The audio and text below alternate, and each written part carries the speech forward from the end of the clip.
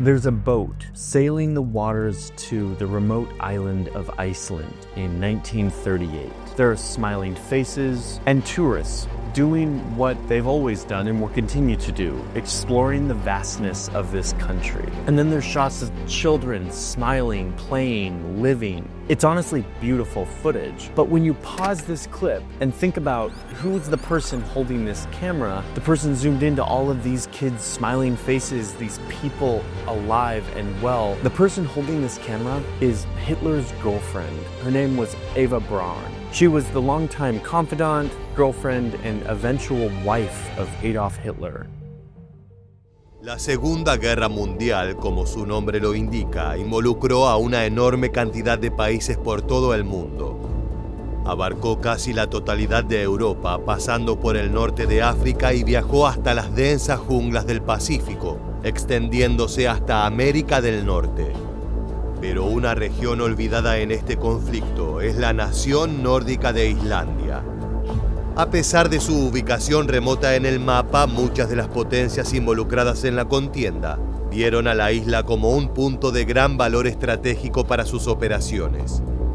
En un principio, tanto alemanes como británicos intentaron negociar a través de vías diplomáticas con los islandeses.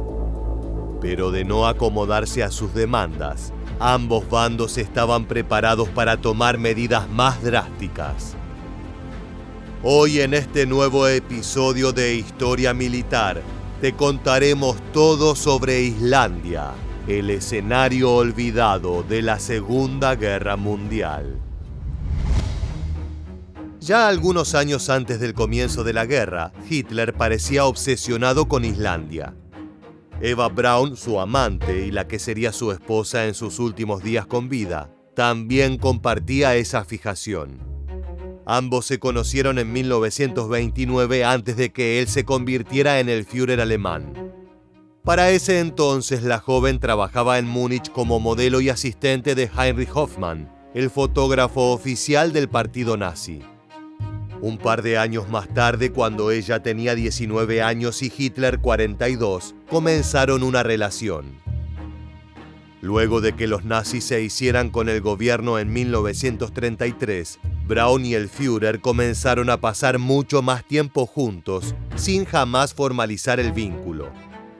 Gran parte de las fotografías y videos que existen hoy en día de Adolf Hitler son filmaciones de su amante, y la mayoría de ellas lo muestran en un ámbito cotidiano.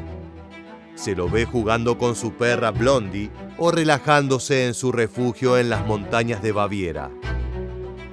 A su vez, también existen registros de las vacaciones que tomaron juntos. En julio de 1939, apenas 2 meses antes de que las fuerzas nazis invadan Polonia y den comienzo a la Segunda Guerra Mundial, la pareja viajó a Islandia. And then there's shots of children smiling, playing, living. It's honestly beautiful footage. But when you pause this clip and think about who is the person holding this camera, the person zoomed into all of these kids' smiling faces, these people alive and well. The person holding this camera is Hitler's girlfriend. Her name was Eva Braun. She was the longtime confidant, girlfriend, and eventual wife of Adolf Hitler.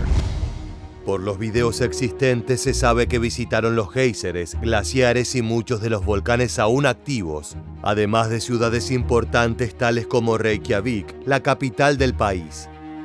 Pero los hermosos paisajes no eran la única razón por la que habían planeado el viaje a esta fría isla. Gran parte de la cúpula nazi admiraba un aspecto específico del país: su gente.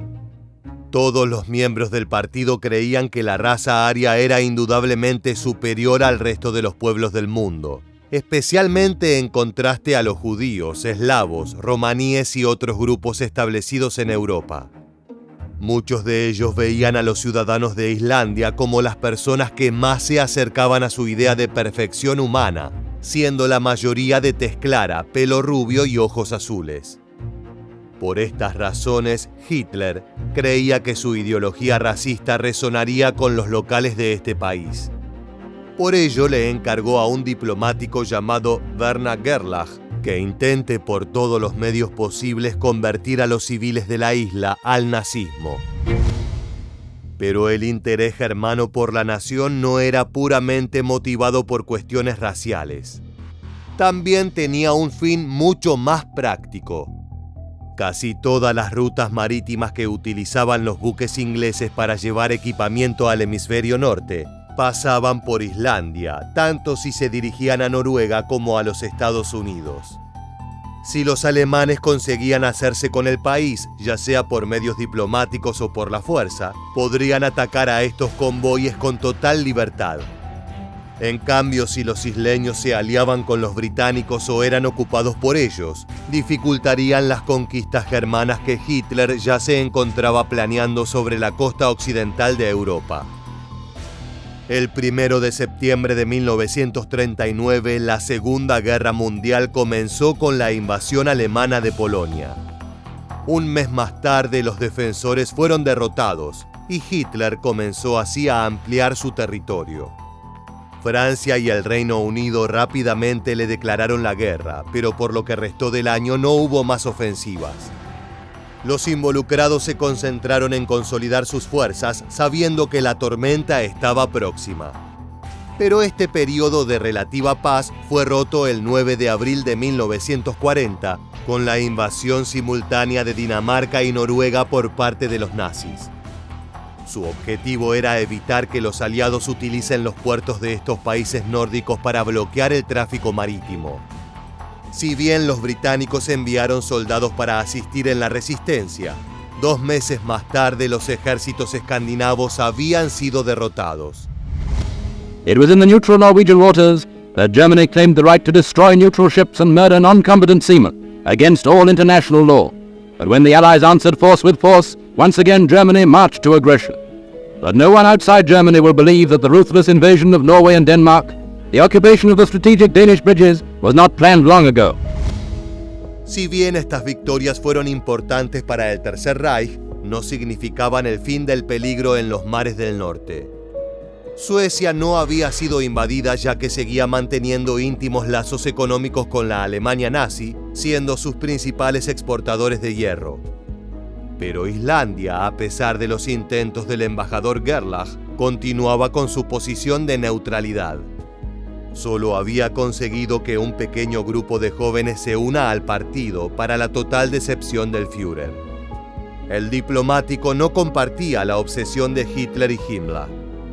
Veía a la isla como un lugar desértico y estéril, y a su gente como primitiva. Pero no queriendo hacer enfadar a sus superiores, siguió con sus intentos de reclutar a la población. Pero si bien el jerarca nazi prefería la asimilación a la conquista, también estaba trazando sus planes para este último camino. Y no era el único. Winston Churchill, el primer ministro británico, veía a su vez en Islandia un punto de gran valor estratégico, que no debía caer bajo ningún punto de vista en manos alemanas. Declaró: quien posea Islandia tiene una pistola firmemente apuntada a Inglaterra, Estados Unidos y Canadá. Al igual que el Führer, el líder británico intentó conseguir que la pequeña nación se una a su bando, pero el gobierno islandés se negó. Tenían solo alrededor de 120.000 habitantes y ni siquiera contaban con un ejército regular que pudiera hacerle frente a una de las potencias enfrascadas en la guerra. Por lo tanto, mantuvieron su neutralidad. Sin embargo, las conquistas de Noruega y Dinamarca hicieron que Churchill se sienta obligado a tomar medidas desesperadas.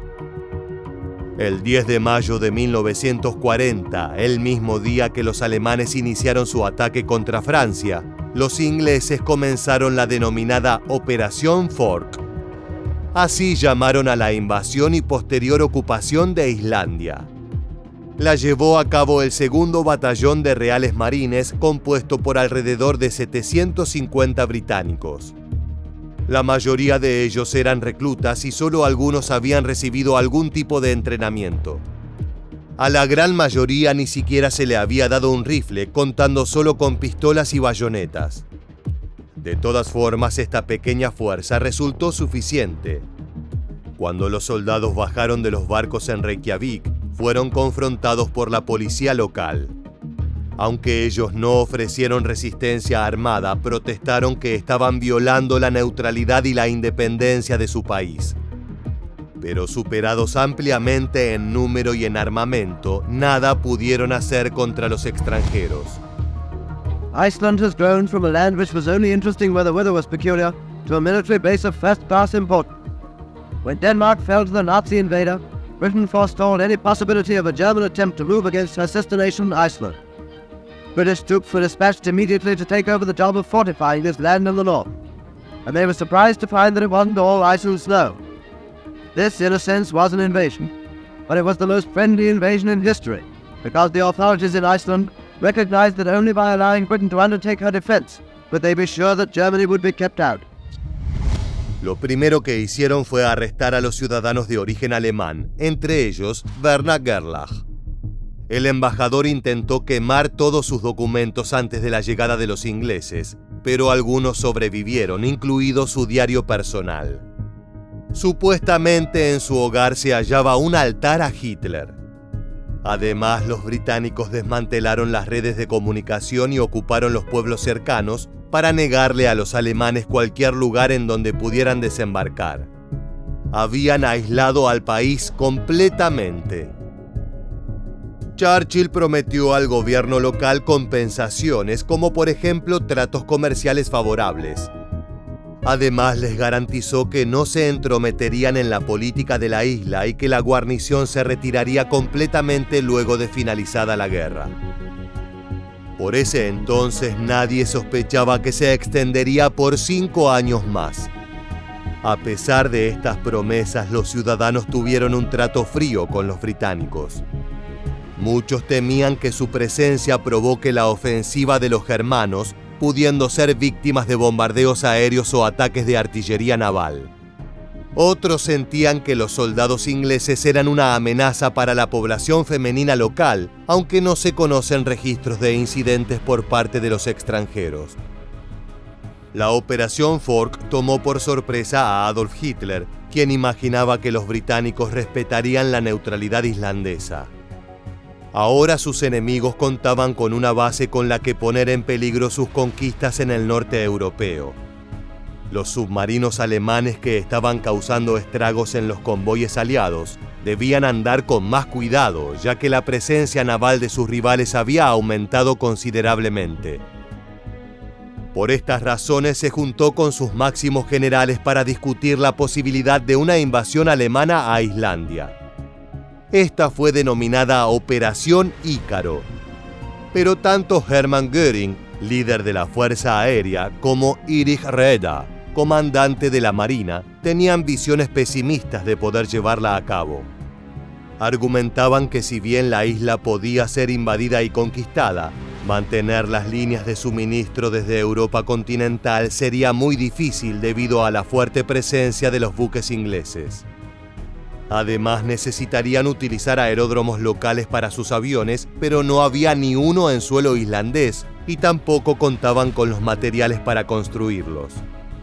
En realidad, debido a que no tenían ejército regular, mucha de la infraestructura necesaria para mantener una fuerza activa no estaba presente. Hitler, muy a su pesar, canceló la operación. Pero esta isla no era el único objetivo en la mirada del líder nazi y pronto sus ojos se posaron en otros territorios. Francia había caído en manos alemanas poco después de la llegada británica a Islandia. La guerra continuó librándose tanto en el sur de Europa como en otros continentes tales como África y Asia. Para mediados de 1941, el único de los aliados aún en pie era el Reino Unido. El resto había sido derrotado. Aunque diversos grupos de partisanos, como se les llamaba a los civiles convertidos en guerrilleros, seguían combatiendo tras las líneas enemigas, la situación para Churchill era crítica. Necesitaba a todos los soldados posibles para cambiar el curso del conflicto. La guarnición inglesa en Islandia había aumentado a aproximadamente 25.000 hombres en los meses siguientes a la invasión, aunque los nazis nunca dieron señales de querer atacar la isla. Por lo tanto, el primer ministro decidió que estos combatientes serían más útiles en otro frente. Pero había un problema. No podía dejar el país sin ninguna fuerza armada, ya que eso sería una invitación abierta para que Hitler desembarcara allí. Llegaron a una solución poco ortodoxa pero eficaz. Le pidieron a los Estados Unidos que ocupen la isla en su lugar. En este momento, los norteamericanos aún no habían entrado en la guerra, si bien nunca ocultaron su simpatía por el bando aliado. Al estar fuera del conflicto, en un principio se negaron al pedido británico. Pero luego de negociaciones con el gobierno islandés, los tres países se pusieron de acuerdo. El trato oficial sería que la fuerza neutral estadounidense se trasladaría a la nación nórdica para asistirlos con las tareas no bélicas, aunque todos estaban al tanto de que esto era una excusa. El 7 de julio de 1941, con aproximadamente 20.000 hombres, los estadounidenses arribaron a territorio islandés. De esta manera, los británicos pudieron liberar a decenas de miles de combatientes, y los islandeses no tenían el miedo de represalias por parte de los nazis. Sin embargo, al igual que sucedió con los ingleses, no todos los locales se mostraron agradecidos con los nuevos habitantes. While in Iceland, the Americans start building roads and bunkers and ports and bases. The United States Army is laying better road beds and is widening and strengthening the bridges to permit the passage of heavier trucks and tanks. This is stuff that is still there today. A lot of Icelanders see this as a blessing, since it helped upgrade their infrastructure, helped give them like big, beautiful roads around the country. But rightfully so, many feel like they were used as a pawn by these superpowers that violated their sovereignty in the name of geostrategy, which is absolutely what happened. Hubo muchos casos de mujeres islandesas que se relacionaron con los soldados estadounidenses estacionados allí. Existen registros de 255 bebés nacidos de estas uniones. Muchos locales vieron esto de mala forma y acusaron a sus compatriotas de prostitutas e incluso de traidoras.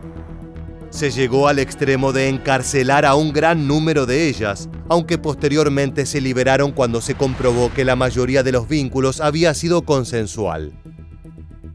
Con el ataque a la base norteamericana de Pearl Harbor por parte de los japoneses el 7 de diciembre de 1941, Estados Unidos finalmente se sumó a la guerra en el bando de los aliados.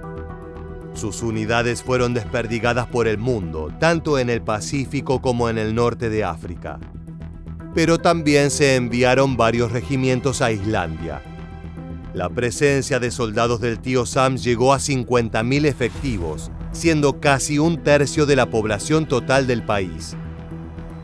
La suma de los norteamericanos les dio a los aliados una bocanada de aire fresco, y para fines de 1942, los alemanes habían perdido la ventaja.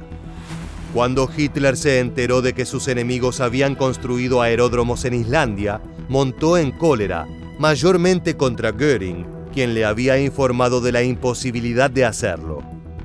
Rápidamente volvió a poner en marcha un plan para invadir la isla, pero nunca se llevó a cabo ya que el Reich tenía asuntos mucho más urgentes que atender. Por su parte, todo el tumulto en el pequeño país hizo que comenzaran a correr aires de independencia. El gobierno islandés era oficialmente un territorio autónomo bajo la soberanía del Reino de Dinamarca, pero el 23 de mayo de 1944 se aprobó un referéndum que lo convirtió en una república. Para este momento, Alemania había perdido gran parte del territorio previamente conquistado. Esto empeoró con el pasar de los meses hasta que en abril de 1945 sus enemigos se encontraban en Berlín. Hitler y Eva Braun, que alguna vez vacacionaron en la isla europea, se quitaron su propia vida en un búnker bajo tierra el 30 de abril. Solo unos días después, el 8 de mayo, los restantes líderes germanos firmaron la rendición incondicional de sus fuerzas. Pero aunque la guerra había llegado a su fin, Islandia seguía ocupada. En 1946 se firmó un tratado entre el país nórdico y los Estados Unidos que estipulaba la retirada de sus soldados en un plazo de 6 meses. También declaraba que todas las construcciones realizadas por británicos o norteamericanos pasarían a la posesión del gobierno local. Pero el tío Sam presionó para que se realice otro acuerdo, según el cual los norteamericanos se encargarían de la defensa del país por un tiempo indeterminado. Recién en 2006, más de 60 años luego de su llegada a la isla, las últimas tropas se retiraron. A pesar de su ubicación remota, Islandia probó ser un territorio codiciado por muchos de los combatientes de la Segunda Guerra Mundial. Alemanes, ingleses y estadounidenses buscaron hacerse con ella, y hasta algunos lo consiguieron por un tiempo. A pesar de ello, el gobierno local no hizo más que fortalecerse, consiguiendo su independencia en un momento en que muchos países perdían la suya. Llegamos al final del video y queremos preguntarte: ¿piensas que se puede excusar la ocupación islandesa por parte de los aliados? Déjanos tu respuesta en la casilla de comentarios aquí debajo y no olvides suscribirte a nuestro canal para conocer muchos más sucesos militares que dejaron su huella en la historia.